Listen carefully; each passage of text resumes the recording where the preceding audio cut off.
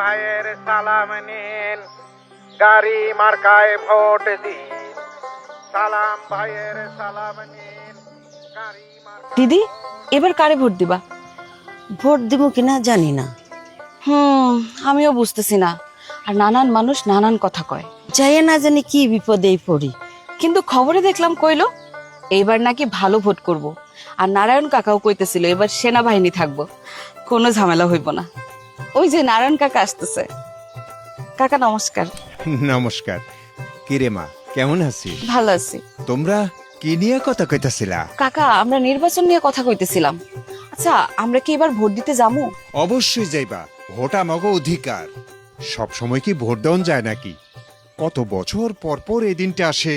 ঠিক মতন ভোট কি হইব? আর আমরা ভোট দিতে পারুম দাদা? পারবা পারবা। ওই পাড়ার ফজলু মিয়ার বেটা সেনাবাহিনীতে আছে।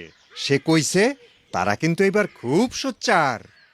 ছোট বড় জাতি ধর্মের সবাই মিল্লা যাতে একটা ভালো ভোট হয় সেটাই তারা নিশ্চিত করব। শোনো, আমরা সবাই একসঙ্গে ভোট দিতে যাব। তোমরা কোনো চিন্তা করো না। আসি রে মা, আসি। আপনার দেশ আপনার অপেক্ষায়, আস্থা ও বিশ্বাসে বাংলাদেশ সেনাবাহিনী।